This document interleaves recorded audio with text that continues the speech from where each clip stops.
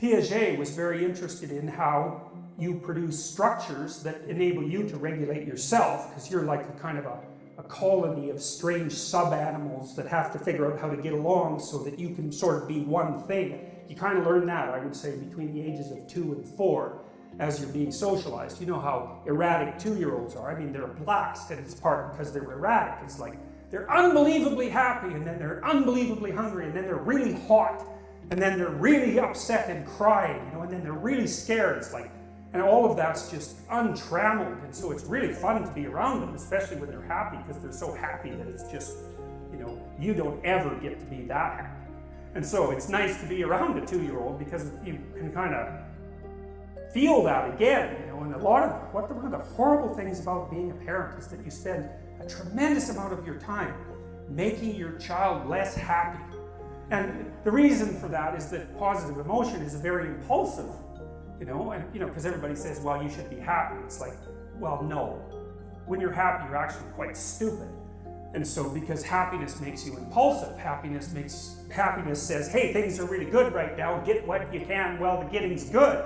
And so, if you're hyper-optimistic, manic, we'll say, it's like every stock investment looks like a really good stock investment. It's like you won't spend all your money because look, there's those wonderful things everywhere and you could do such great things with them, and then, you know, you spend all your money and then you crash and you think, oh God, my life's over, you know, because I just spent all my money on all this useless stuff, and it's all under the grip of impulsive positive emotion, you know. And so when you're telling your kids to be quiet and settle down, it isn't because they're making a lot of noise being in pain.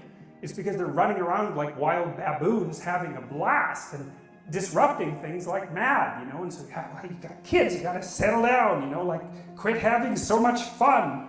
And it's kind of awful that you do that, but you do. And that's because the emotions and the motivations have to be brought into like a relationship with one another within the person. So that, you know, one thing I remember with my son, he's quite disagreeable by temperament, which is actually a good thing as far as I'm concerned, although it brings its own challenges. And so with my daughter, when she was misbehaving, she was pretty agreeable. And, you know, if she was misbehaving, I could basically just look at her and then she'd quit, you know. But my son was like, that was just nothing. You're looking at me, it's like, no, that's just not gonna go anywhere, man. And so then I'd like tell him to stop, and that really wasn't having much of an effect either. He'd just sort of maybe laugh or run away or whatever. I mean, he was a tough little rat.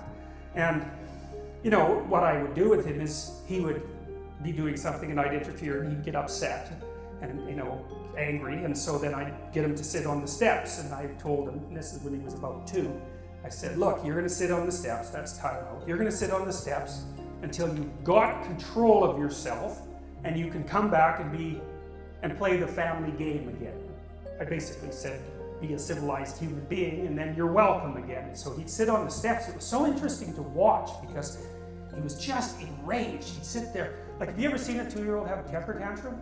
It's really quite the bloody phenomenon. If you ever saw an adult do that, you'd call 911 right away. It's like, oh my God. And I've seen adults do that, you know, because people say with borderline personality disorder will have temper tantrums. And it's like, man, you want to be about 30 feet away from that person, that's for sure. It's really, but in kids, it's like, well, first of all, they're only this long, so how much trouble can they really cause? But it's like, you know, they're just completely gone. They're like, on the floor, their face is red, they're just furious, like way more furious than you ever get if you're even vaguely socialized. They're just outraged and they're kicking and hitting the ground, and like, it's like a little epileptic fit of anger, you know. They're completely controlled by their rage. And we took care of one kid for a while he was actually a pushover, that kid. You could get him to behave by, you know, kind of shaking your finger at him, but his mother thought he was really tough, because he had her figured out.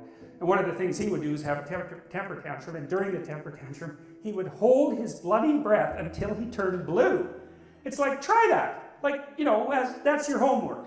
Go home and have a temper tantrum, and while you're doing it, hold your breath until you actually turn blue. It's like, you won't be able to do it. You don't have the willpower of a 2-year-old, that's for sure. That little varmint, man, he'd just have a fit. then he'd hold his breath, and then he'd turn blue. It was like, wow, that's amazing. And we would just like let him do it. And, you know, he'd turn blue and everybody would be gone and he'd come out of it, you know, and it didn't work. So he just quit doing it. I think he did it like twice and he figured out, oh, well, that's a lot of work for very little outcome. And, you know, it's not like 2-year-olds are stupid. They're not stupid. They're probably smarter than you, but they're not civilized by any stretch of the imagination. And so anyways, back to my son, I'd put him on the steps and he'd be like, just like enraged and trying to get himself together, you know. And I'd wait a few, I had a strict rule, which was as soon as you're done, you're welcome again.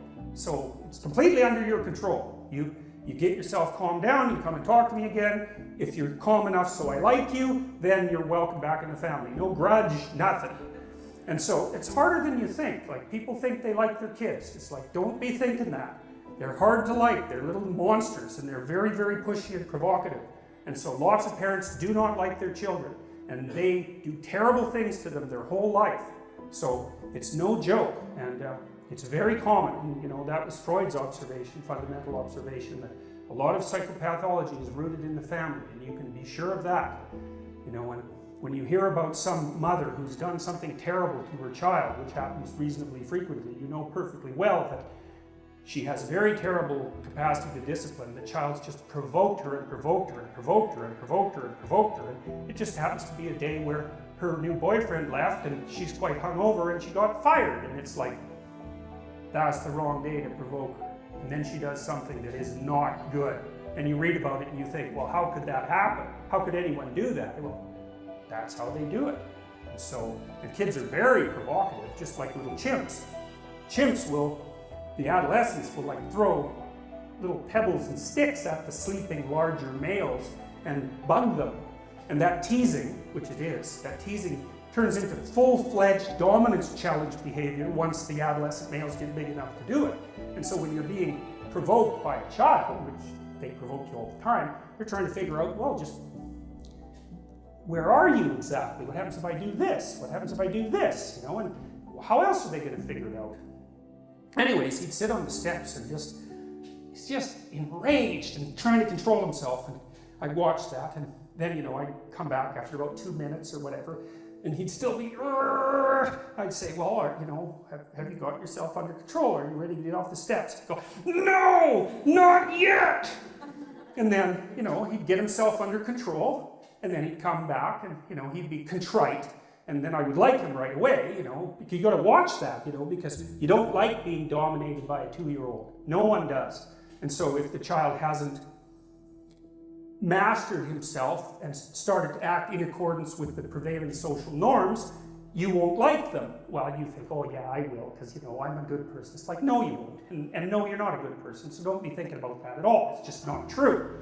So when he was contrite, then he'd come and then, you know, we'd just go on like nothing had happened. Because that's what you want to do, right? As soon as you get compliance, especially if the compliance is in the best interest of the child, you want to reward it instantly, right? That's the right thing to do.